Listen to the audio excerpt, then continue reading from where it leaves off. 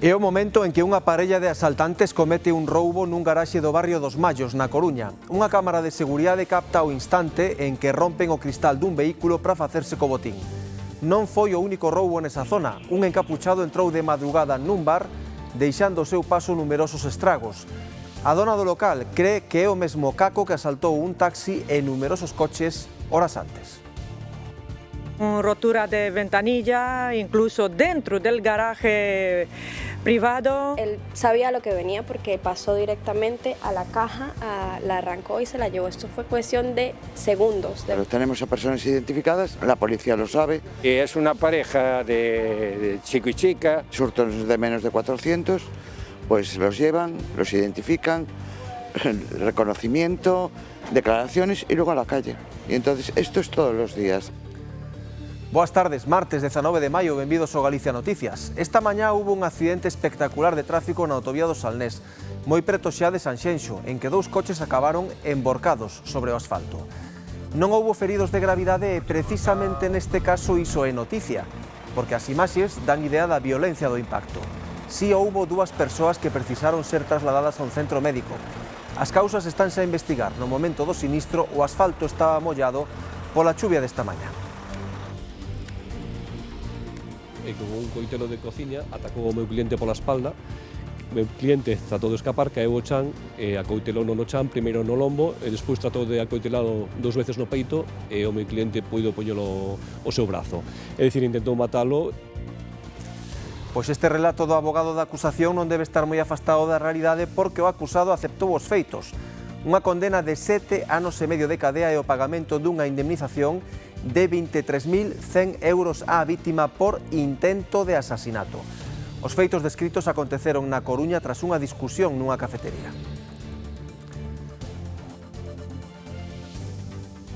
O mar galego agocha moitas sorpresas, unha delas atopouna un mariñeiro do Porto do Son. Vexan. Saiu pescar no seu barco o Helena 2 como cada día, o que non esperaba era capturar unha raia xigante. Colleuna coa arte do palangrillo. O exemplar pesa 53 kilos e mide 1 metro e 40 centímetros de longo. Eran as embarcacións tradicionais no Grove, tamén noutros portos galegos ata os anos 60. Falamos das dornas, naves en motor, a vela ou a remo, coas que se saía a buscar o peixe ou botar as nasas. Hoxe embarcaremos nunha delas para coñecer máis sobre este patrimonio mariñeiro tan fermoso e singular. As dorniñas, cando salían ao mar a vela, sobre todo estas pequenas, que iban os mariñeiros con veliñas pequenas, aproveitaban o vento para vir para a terra, e todo iso foi morrendo. Entonces o que fixemos foi un pequeniño estudio entre varias personas, buscando fotos antiguas, falando todavía con mariñeiros que navegaron esas dornas e con algún carpinteiro de Ribeira que quedaba, que fixo algunha. Entonces, en base a todo eso, fomos xuntando pezas e fixemos unha pequeniña maqueta da dorna.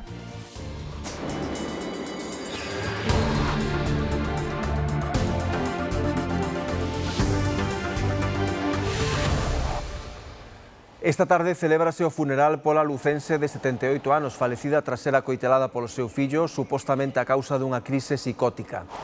Os feitos ocorreron no domicilio familiar que o agresor compartía cos seus pais na Praza de Bretaña. Nai e fillo estaban sós cando el a atacou cunha arma branca e a deixou malferida. Segundo as pescudas, discutiron porque ela lle pediu que tomase a medicación. A vítima foi atopada polo marido no chan, ensanguentada e logo trasladada en estado crítico ao hospital onde faleceu. Cando foi detido pola Policía Nacional, o agresor de 45 anos estaba moi alterado, polo que ingresou na unidade de psiquiatría do ULA á espera da avaliación médica para prestar declaración. Na cidade da Coruña están á espera do veredicto do parricidio de Muros. Esta mañá o xurado popular comezou a deliberar. Reyes.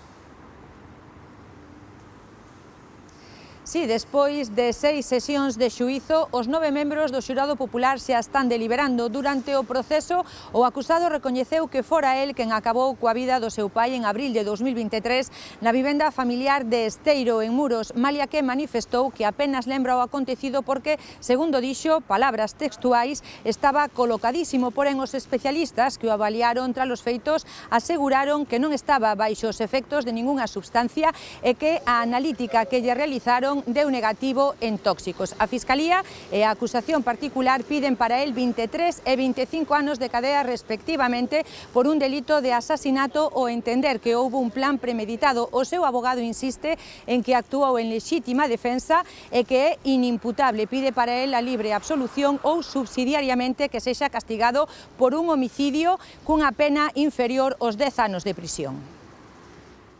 3 homes foron detidos e un menor investigado en Foz por unha pelexa con armas brancas e unha pistola de simulación. A Garda Civil investiga a súa participación nun altercado que causou alarma entre a veciñanza. A rifa foi no centro de Foz, na avenida Álvaro Cunqueiro.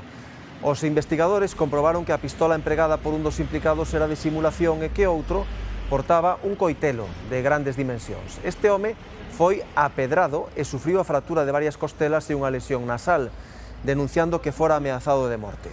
Pois ben, a Garda Civil detivo 3 varóns de 19, 31 e 51 anos por provocacións e delictos de lesións. Tamén foi identificado un menor de idade como investigado.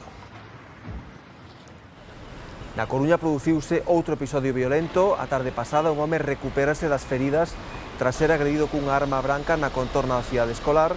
Conseguiu zafarse do agresor e pedir auxilio nun local de hostalería próximo. A policía detivo o presunto agresor que podría ser acusado de intento de homicidio. E seguimos na cidade de Herculina. Ali un home foi condenado esta mañá a 7 anos e medio de cadea e o pagamento dunha indemnización de 23.100 euros tras recoñecerse o autor dun delito intentado de asasinato. A Fiscalía acusaba de cravarlle a vítima un coitelo de grandes dimensións nas costas e no peito coa intención de acabar coa súa vida. Os feitos aconteceron contra as 7:30 da mañá do 9 de agosto de 2024 tras unha discusión nunha cafetería da Ronda de Outeiro entre a vítima e o xa condenado. O acusado marchou despois de discutir co meu cliente uns empurróns e cando o meu cliente chegaba cos seus amigos á parada de taxis da Rúa Tornos apareceu o acusado que fora a súa casa, cambiara de roupa para dificultar o seu recoñecemento e con un coitelo de cociña atacou o meu cliente pola espalda. O meu cliente tratou de escapar, caeu ao chan e acoitelou no chan, primeiro no lombo e despois tratou de acoitelalo 2 veces no peito e o meu cliente puido poñelo o seu brazo. É dicir, intentou matalo supostamente por unha pequena trifulca que tiveran minutos antes nunha cafetería da zona. No seu escrito de acusación, a Fiscalía recolle que o agresor se abalanzou sobre a vítima coa intención de acabar coa súa vida. Como consecuencia do ataque, o agredido sufriu varias lesións, entre elas un traumatismo torácico e un pequeno neumotórax. O Ministerio Público pedía para el unha pena de 9 anos de cadea por un delito de asasinato en grau de tentativa. A acusación particular, 12 anos de cárcere e a defensa a libre absolución. Finalmente, chegaron a un acordo. É un delito de asesinato en grado de tentativa, discutíase se se podía degradar a homicidio e demais, finalmente quedou eso, en asesinato en grado de tentativa e na pena mínima que son 7 anos e medio de prisión. Hubo un conato de intentar chegar a algún tipo de acordo para a indemnización que non foi imposible, que eso permitiría incluso unha rebaixa de penas maior e finalmente o meu cliente, tras valorar pois o que suporía e entrar en un xuizo para intentar unha pena maior coa singladura de xuizo, recursos e demais, pois decidiu aceptar o acordo. A sentenza foi declarada firme. Morreu no hospital de Lugo, no ULA, Miguel Gil, o autor do crime de Soutomaior. Trasladárano dende o cárcere de Monterroso para facerlle unha intervención cirúrxica, pero faleceu ao pouco de ingresar. Fora condenado a 40 anos de cárcere polo asasinato a tiros de súa irmá e unha sobriña. Sucedeu no ano 2020. As vítimas foran á súa casa a reclamarlle unha escaleira e el disparoulle e se acabou coa súa vida, tal e como confesou no xuízo ante o xurado popular. As imaxes que van ver corresponden a unha liorta producida no centro de Santiago de Compostela o domingo pola mañá. Gravounas co seu móvil unha testemuña do altercado. 2 mozos pelexan a plena luz do día na terraza dunha coñecida cafetería da Praza Roxa Compostela. Nun momento da lea, un deles saca un coitelo e intenta agredir o outro. Segundo parece, tamén chegaron a tirarse cadeiras do establecemento. A Asociación de Veciños do Ensanche Compostelán lamenta estes acontecementos e pide máis presenza policial. E agora xa non se cortan, xa non é de noite nin de madrugada, agora é a plena luz do día. Foi unha saldo de contas, unha discusión que lamentablemente acaban sempre coas navallas, non? Rotura de ventanilla, incluso dentro del garaje privado. Él sabía lo que venía porque pasó directamente a la caja, la arrancó y se la llevó. Esto fue cuestión de segundos. Pero tenemos a personas identificadas, la policía lo sabe. Y es una pareja de chico y chica. Surtos de menos de 400, pues los llevan, los identifican, reconocimiento, declaraciones y luego a la calle. Y entonces esto es todos los días. Dúas persoas quedaron feridas esta mañá tras un choque entre dous vehículos na autovía do Salnés. O accidente foi moi aparatoso porque os coches en que viaxaban acabaron os dous emborcados.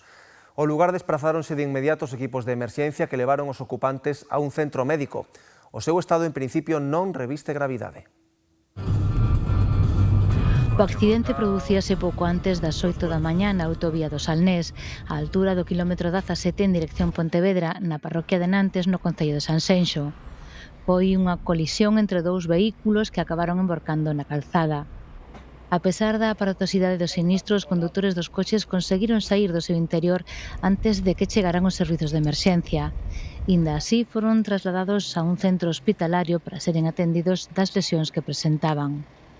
Ata este punto onde ocorreu o accidente trasladáronse de inmediato efectivos de urxencias sanitarias do 061, así como a Garda Civil de Tráfico, a Policía Local de Sanxenxo, os bombeiros do Salnés e o Grupo de Emerxencia Supramunicipal. Persoal de mantemento de estradas e outros medios traballaron xuntos para conseguir retirar en pouco tempo os vehículos e limpar a calzada.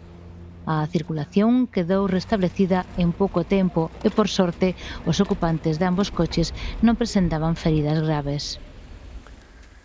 Dous arousáns enfróntanse a 9 anos de cárcere cada un por un delito de tráfico de drogas. Tras meses de investigación, as forzas de seguridade constataron un intercambio dun kilo de cocaína para a súa posterior venda. No xuízo que se celebrou esta mañá na Audiencia Provincial de Pontevedra, un dos acusados recoñeceu os feitos. Dixo estar arrepentido. As investigacións levadas a cabo polas forzas de seguridade detectaron en conversas telefónicas a intención dos dous acusados de intercambiar sustancias estupefacientes para a súa venda posterior. Nas seguintes vigilancias, os axentes constataron as súas sospeitas durante un encontro entre os dous procesados nas inmediacións da Capela de San Xosé, en Vilagarcía, onde se produciu a entrega dun kilo de cocaína. Ademais, durante os rexistros domiciliarios incautáronse máis de 300 gramos de cocaína, 25.000 euros e 1.300 dólares en metálico, así como útiles para pesarse, preparación e distribución de sustancias. Durante a primeira xornada do xuízo, un dos acusados recoñeceu os feitos e manifestou o seu arrepentimento. A Fiscalía solicita para cada un deles unha pena de 9 anos de prisión por un delicto de tráfico de drogas. O xuízo continuará este mércores na Audiencia Provincial de Pontevedra. Estes que ven son os dous mozos detidos por supostamente roubar nunha gasolineira e nun garaxe en Ribadeo. Graváronos as cámaras de seguridade. A Garda Civil levaba días seguíndolle a pista. Detivéronos e mesmo conseguiron recuperar algúns dos obxetos roubados. Xa pasaron a disposición xudicial e da Fiscalía de Menores porque un deles é menor de idade. Os veciños dos Mallos e Bioño na Coruña falan dun ambiente irrespirable pola vaga de roubos en coches e negocios. Saben quen son e máis alá das perdas queixanse da sensación de inseguridade que se estende polo barrio. Van a unha media de 2 ataques ao día. Imaxe fresca do día é a última arremetida contra un coche nos Mallos. En 4 meses é a segunda vez que me pasa. A outra vez non me romperon os cristais, pero levantaron a goma toda da ventanilla e notábase ben que quixeron meter unha pata de cabra. En moi pouquiño tempo encontrarte 2 veces o coche así. Ahora falaba con unha rapaza que tamén lle pasou a noite do domingo e dixeu, pero dentro da mañá non poden ir traballar. Van a unha media de 2 coches por noite e ese mal de moitos non é consolo, ao contrario. En cuanto uno pone, mira, acabo de ver un coche, ya baja todo el mundo a la calle pues para ver si también sus ventanillas están bien o no están bien. Y bueno, tremendo, ya te digo, esto es tremendo. Hubo una temporadita que eran las balizas, hubo una temporada que lo que hacían era entrar en furgonetas para robar material. Buscan carto fácil en coches ou negocios. O último sufrilo foi este bar dunha familia venezolana, nai e filla. Sobre las 5:30 más o menos, yo escuché un estallido que pensé que se habían caído las botellas del bar y me meto rápidamente a la cámara y veo al chico justo cuando pasa por el frente de la cámara.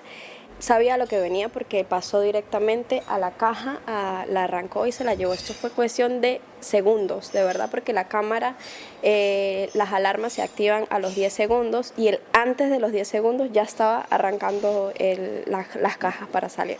El agujero que dejó fue súper pequeño. Detrás un regueiro de estragos, as perdas do día e tamén... Realmente ahorita pánico. Ese día vino un chico que no había venido y esta persona llegó muy así como viendo todo. O sea, él justo se sentó aquí donde tenemos la cámara y mi hermana no le dio como buena espina y a mi mamá tampoco. Nos tenemos esa duda de que podría ser esa misma persona. Sospeitan, aínda que non aseguran, que puido ser o mesmo que esta mesma semana entrou en varios garaxes de Vioño. Entre os afectados 2 taxis, un deles o de Ani, un coche de alta gama. Fui tonta porque acabé el turno muy tarde y dije yo no llevo el dinero encima que es las 3 de madrugada, pues así mejor lo cojo mañana. Unos 800 euros. La recaudación, la TPV, los aparatos de traducir. En total, uns 2.000 euros de perdas económicas e o peor, a impotencia. Y ha entrado con una violencia, incluso dentro del garaje privado, que ha forzado las 2 puertas del portal del acceso del garaje. Saben quen son, crúzanos pola rúa e poñenlle nome ao problema, a droga. Estas imaxes que ven tomámolas esta mañá en distintos puntos de Galicia, concretamente en Baio, na Pobra do Caramañal e na mesma cidade da Coruña. Son imaxes que se veñen repetindo dende hai días, con tempo máis ben anubrado e temperaturas frescas para a época do ano. Pero o panorama vai cambiar, mellora o tempo e soben as temperaturas. E hoxe xa se notou, sobre todo nas mínimas, erguémonos cos termómetros entre 5 e 8 graus por riba do que marcaban onte. As máximas chegarán aos 23 graus en Ourense, pero seguirán en ascenso nos próximos días ata acadar os 34 na xornada do venres. Ceos anubrados e paraugas a man, así amencía hoxe a cidade de Ourense, pero con moito menos frío. Os termómetros subían dos 14 graus, o dobre que este luns. E moito, sí. Eu levántome cediño e ás 6:30 estou pasando por aquí e a verdade é que xa se notou unha subida, aunque levo chaquete tal porque a ratiños como que babuxa. Entón eso, pero sí se nota. Para mí hace calor, o sea, se está bastante bien, yo ya noto el cambio de temperatura. La verdad que sí, ya tenía ganas. Está ben de frío, de choiva e de todo. Un cambio de tempo que comezou co ascenso das temperaturas mínimas por toda Galicia, subiron nalgunha zona ata 8 graus. Pues se notó, pero ya ves tú lo nublado que está. Pues falta es sol. No solo calor, sol. No hubo prácticamente primavera, o sea que... Y la verdad que dan ganas de quitar los abrigos y dejar los paraguas de lado un poco, pero bueno. Xa hoxe pola tarde remiten case por completo esas chuvieiras, as temperaturas comezan a ascender e superar xa os 20 graus no sur da comunidade, pero a partir de mañá o anticiclón e a incursión de aire cálido van nos traer a cara da primavera con sensación de calor en toda Galicia. Os termómetros rozarán xa os 30 graus mañá no sur e seguirán en ascenso nos vindeiros días, estendéndose as temperaturas por toda a comunidade. Estamos deseando que venga, ya no me quiero poner más chaquetas ni suéteres, quiero andar más fresco. O ánimo é para todo, verdad, influye en todo, sí, levamos moito de chuvia. Una cosa es que deje de llover, otra cosa es que vengan 30 grados de repente, que encima vienen de repente. Y eso no está uno preparado todavía. Imos facer agora parada no porto da cidade de Vigo. Ali pode visitarse dende esta mañá o patrulleiro Tabarca da Armada. Toda unha oportunidade para coñecer esta singular embarcación e o traballo que se fai, Alejandro, a bordo dela.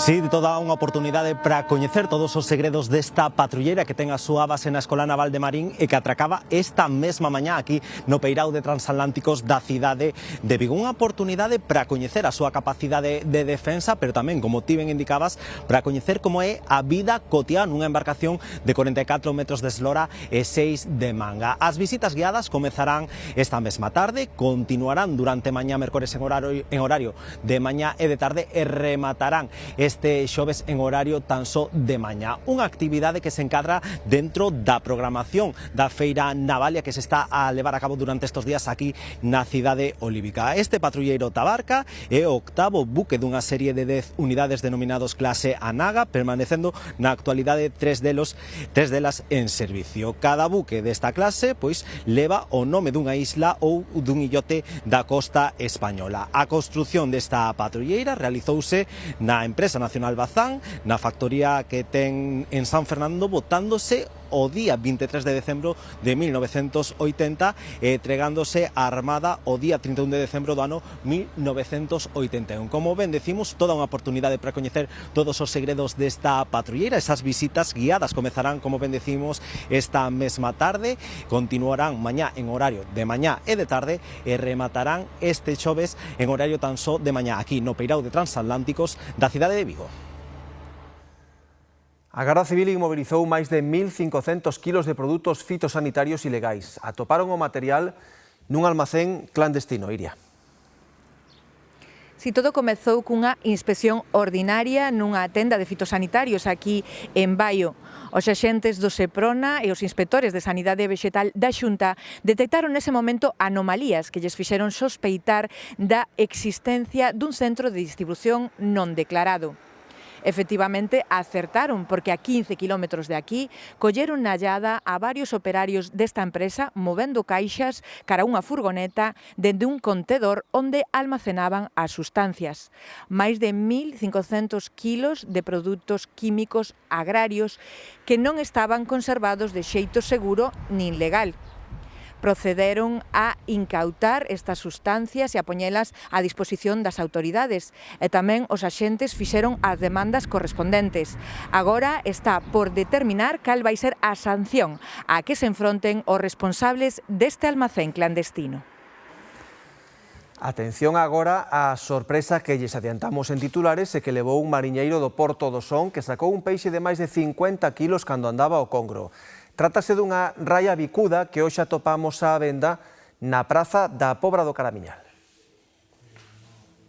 Juan José Paulos levou unha boa sorpresa ao ver que o seu pequeno palangre tradicional traía esta raia bicuda en vez dos congrios que quería pescar. O mariñeiro atopábase preto da punta Santa Catalina, na ría de Muros e Noia. Hoxe volveu saír ao mar a bordo do seu pesqueiro Elena 2. Hoxe non puden ir ao mesmo sitio porque había algo de ventollera, non puden ir, nada. Viña virando e sentín ao congrio, e sentín un peso, pensei que era un congrio, pois va, por show. E ao final era unha raia. Aí nesta zona suele se coller varias, pero pasa que son máis pequenas. Pesou 53 kilos e case tiña 1,5 metro de largo. Foi para Ribeira, para a lonja, para a venta, e pagaron a 2,50 ao kilo. Sei que ia vir máis barata ainda, que esas grandes suelen ir baratas. Na lonxa de Ribeira comprou nesta pescadeira que a vende xa en toros no seu posto da Praza da Pobra. Para cortarla incluso foi necesario usar 2 palés para apoyarla encima de lo grande que era. Por ahora, de las primeras que más grande llegué a tener, las solemos traer así de 27 kilos, 26, pero esta era exagerada. Aquí en la Puebla, aquí en este pueblo siempre se vendía muy bien la raya, tiene mucho éxito. E incluso prefieren llevarla así grande, aunque congelen un trozo, porque cuanto más grande tienen la carne como más formada, más sabrosa para mí. Y sí, siempre nos tuvo éxito las rayas grandes aquí. Na cámara garda outras 5 caixas de raya como a estas que conta vender mañá. Mañana pienso que toca raya, porque mañana han de venir a por ella. Ya tengo incluso clientes que ya me la dejan cargada, por eso guarda casi toda en la cámara, porque ya hay, lo que te decía, clientes fijos que ya vienen especificamente para esta raya. A xente tamén moi fresca non a quer, porque a raya ten o mesmo problema que a carne. Se está moi viva, está dura, sale correuda. Así que 2 diñas e eu ainda yo sou, 2 ou 3. O dito da antigua era a raya perdiz ten que chegar ao nariz, non quero que me cheire. Pero si, cantos máis días teña, mellor está a raia, asenta a carne. Aínda que a comprou a menos de 3 euros, o prezo final deberá compensar os desperdizos. El toro gordo a 15, después las beiras y así, a lo mejor a 8, a 7, porque las beiras son más difíciles de vender, y los rabos los ponemos a 5, pero nunca tienen éxito, al final se acaban tirando, nadie quiere, viene el toro gordo, así que tienes que compensar una cosa con otra, el desperdicio todo. Semella que mañá en moitas cociñas da Pobra haberá recendo a raia encaldeirada. Hai xa algo máis de 30 anos que no Grove se puxeron mans á obra para restaurar un patrimonio mariñeiro que se estaba perdendo. Falamos da Asociación de Amigos da Dorna Meca e hoxe embarcamos con eles para que nos falen da historia destas embarcacións. Esther, contanos. Eran as embarcacións tradicionais aquí no Grove, noutros portos de Galicia, ata máis ou menos os anos 60. Saían sen motor a vela ou a remo, buscar o peixe ou botar as nasas. As de aquí, as mecas, teñen ademais unha tipoloxía especial que descubrimos hoxe. Cando naceu a Asociación de Amigos da Dorna Meca nos anos 90, pouco quedaba xa daquel xeito tradicional de ir ao mar e daquelas embarcacións que querían protexer. Desaparecera o que era as dorniñas cando salían ao mar a vela, sobre todo estas pequenas, que iban os mariñeiros con veliñas pequenas, aproveitaban o vento para vir para a terra, e todo se foi morrendo. Chegaron a tempo e aos poucos conseguiron recuperar unha frota de case 20 embarcacións. Cada primavera toca repasalas para volver botalas ao mar. Sí, quedan dentro, invernan dentro, despois, cando empeza a temporada, volvemos a que ten un mantenimiento que é madeira, un pouco de brea, fijar un pouco e patente. E po mar. E no mar falando que foi a actividade mariñeira aquí. As pequenas pescaban dentro da ría, as de tope, barrigudas, eran pras nasas, e as máis grandes, as xeiteiras, que din que chegaban a vela a Muros ou a Vigo, e que aquí xa desapareceran. O que fixemos foi un pequeniño estudio entre varias personas, buscando fotos antiguas, falando todavía con mariñeiros que navegaron esas dornas, e con algún carpinteiro de Ribeira que quedaba, que fixo algunha. E aquí están a Irmandiña e a Meca, dúas dornas xeiteiras construídas ao xeito do Grove. As mecas teñen tapas de regala, que son estas peces que van por encima, cubrindo todo o redor da dorna, a proa máis lanzadas e unhas popas máis anchas. Corta mellor o agua, navega mellor, porque antes tamén había tamén regatas, como o tema das traineras, que enchegaban antes a terra por vendiantes. Agora fan regatas deportivas. Compiten todo o verán, pero a axenda da asociación tamén inclúe cursos para ir formando novos afeccionados nas técnicas de navegación tradicional. O que hai que saber ventos, hai que ser subida de velas, as corrientes, bueno, temos cursos tanto de vela como a remos. Queren que as dornas sigan no mar e non convertidas en pezas de museo. Levan cousa de 30 anos traballando para iso e agora o reto está en facer canteira. E catar xente nova, e nós pois estar aí para enseñarñes, se non é polas asociacións que temos nós, de todas as rías, isto vai a deixar de ver polos pueblos mariñeiros, e levantaron pueblos, estas dorniñas, é polo menos un respecto ao patrimonio. Temos que volver á terra, concretamente á Mariña de Lugo. Ali nun só mes unha cámara instalada no Concello de Ribadeo multou 250 condutores que circularon por unha rúa peonil e unha media de 8 sancións ao día. Trátase dunha vía comercial no centro da vila polo que só poden transitar residentes e vehículos autorizados. A cámara instalada na céntrica avenida Rosalía de Castro, en Ribadeo, rexistra unha media de 8 infraccións cada día. Ao cabo do primeiro mes en funcionamento, isto supuxo máis de 250 multas de 200 euros por circular pola rúa Ramón González, unha das máis comerciais da vila. Pero eu penso que é unha cousa de recaudación, Debese ter cuidado, pero sempre, claro, hai máis xente, ahora Ribadeo está medrando muchísimo, eu non digo nada. Igual queren esquivar accidentes ou non, pero de que é de recaudación, por de pronto, sí. 200 pareceme moito por meterte por aquí, bueno, pero bueno, as multas teñen o seu sentido, é normal, pero se non podes pagar os ten no momento, Son 200 euros, Estás a detectar, bueno, pois que a cidadanía, digamos que non somos os máis cuidadosos e cumpridores coa normativa. Entonces, bueno, é normal, despois de moito tempo, sin que houbera esta vigilancia nesta rúa, pois que agora haxa máis multas, pero, bueno, hai que entender que é o traballo da Policía Local e da Seguridade garantir o bon uso das vías públicas. Además, en concreto, nestas rúas que son semiponís, que necesitan un cuidado especial, que están pensadas para garantir a circulación e a seguridade dos viandantes, para tamén contribuir á actividade comercial, que para a nosa vida é moi importante. De non ser residente, para poder circular por esta rúa peonil, compre solicitarlle unha autorización ao Concello. E, en calquera caso, os condutores dispoñen de varios aparcadoiros a escasos metros. Hai moitos que fan os despistados e pasan, sí. Porque hai moitos que ten o garaje aquí, é normal que pasen, pero hai outros que pasan así pola cara. A verdade é que hai bastantes alternativas, é dicir, isto é unha rúa principal, é certo, pero non implica que haxe que pasar por ela necesariamente, porque non é así. Temos un aparcamiento pois, a escasos 50 metros de moita capacidade, o centro da vila chégase por unha vía que é paralela por nada, unha distancia de 2 minutos, e polo tanto pois, é un pouco, digamos, absurdo, un pouco de ser demasiado cómodos querer pasar por esta rúa sempre. Doutra banda, os mesmos dispositivos de vigilancia tamén serviron para detectar e multar varias persoas que non recolleron as deposicións das súas mascotas.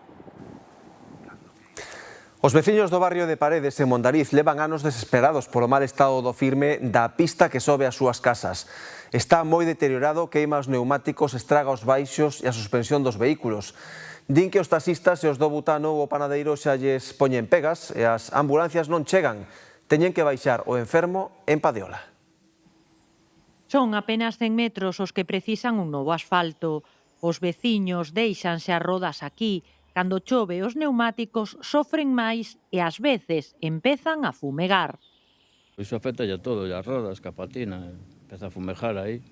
Eu estou farta porque eu teño que subir todos os días e teño que medir ben como subo, que a veces vou aí como se fora encima dunha cabra, é que é verdade. E atrás o levou da dirección que lle fallaba un pouquiño aí, debe ser dos baches, e tuvo que estar do taller e tal. Do chove xa casi nin podemos subir, temos que arrimarnos moi ben así por unha esquiniña, pero claro, como hai tamén follas, patínanos moito o coche, a veces hasta nos bota fume, que non é broma. Os do butano, panadeiros, taxis ou repartidores poñen trabas para subir. Mesmo o avó de Alejandro tiña que ser trasladado en Padiola porque a ambulancia non daba subido. O panadeiro xa non quere subir porque di que, bueno, calquer día queda o coche aí tirado, o do butano tamén, bueno, en fin, algún repartidores cando veñen a traer algún paquete xa me din, non, eu coa furgoneta grande non podo subir, baixade se queredes a recoller o paquete. Cando o meu abuelo estaba vivo, el faleceu fai uns 3-4 anos, imagínate, xa vai tempo, a ambulancia tampouco podía subir. Non subía a ambulancia? Nos días de chuvia patinaba e algunha vez tuvimos que ir con el. A Padiola? Sí. Nalgúnha ocasión o Concello botoulle algo de grava que asiña se desfixo. Na zona en xeral, as subidas aos barrios están bastante mal coidadas, rodeadas de mato e co firme en mal estado. Nalgúns lugares, os veciños botaron masa para encher os ocos. Cando se achega a romería da Franqueira, ás veces o Concello amaña algún vial, pero este ano non houbo sorte. Malia todas as reclamacións feitas no Concello, mesmo por rexistro. Os comuneiros de Toiriz, en Pantón, deronlle unha segunda vida á única cantina que había na parroquia e que pechara hai uns anos. Puxéronse mans á obra e agora dispoñen dun local onde toda a veciñanza pode tomar algo ou botar a partida sen ter que sair da parroquia. Tras medio século de existencia, a cantina de Toiriz pechara e esta parroquia de Pantón quedara sen un lugar onde poder socializar. Daquela, a comunidade de Montes tomou cartas no asunto e investiu 70.000 euros no local para lle dar unha segunda vida. 4 anos despois, a clientela enche a diario este establecemento rexentado pola Asociación de Veciños. Timos o local social por un local onde se pudese reunir a xente. A mellor maneira era unha cantina, pero baixo a denominación, según o Concello, de somos un centro de dinamización rural, que significa que podes vir, aparte de tomarte un café, podes vir a exponer calquera das cosas que pasen no Concello, falar de calquera cousa do pueblo, además de poder vender calquera dos produtos dos veciños, desde mel a calquera cousa que queran vender. Es como una cantina típica rural, pero como no se puede poner como bar ni cantina y eso, es una empresa dinamizadora de turismo natural, que es lo que contempla la ley, y entonces pues aquí pues se junta la gente, hacemos reuniones, hacemos fiestas por medio de la comunidad de Montes e con a asociación de vecinos. Agora o centro de residentes en Tuiriz dispoñen dun lugar onde poder tomar algo ou botar a partida sen ter que sair da súa parroquia. O local, que antigamente formaba parte da Casa Retoral, está hoxe aberto a todo o mundo. Eu son un cliente habitual de aquí, desta cantina, son un veciño máis e vimos para pasar o tempo e para divertirnos 4 ou 5 veciños que xugamos aí a partida e vimos os momentos que temos de ocio, vimos aí, disfrutalos. Non temos necesidade de ir a outro lado, chegamos aquí e cheganos. O máximo do máximo. Temos aquí unha xente maravillosa, super maravillosa, que nos atende moi ben, que nos ofrece todo moi ben, moi ben. O traballo en conxunto dos comuneiros e do colectivo veciñal permite ademais que se poidan realizar eventos durante todo o ano, como é o caso da Festa da Malla, que celebran no mes de agosto. Así rematamos por hoxe, quedan xa co Telexornal e Marta Darriba. Grazas pola compaña e moi boas tardes.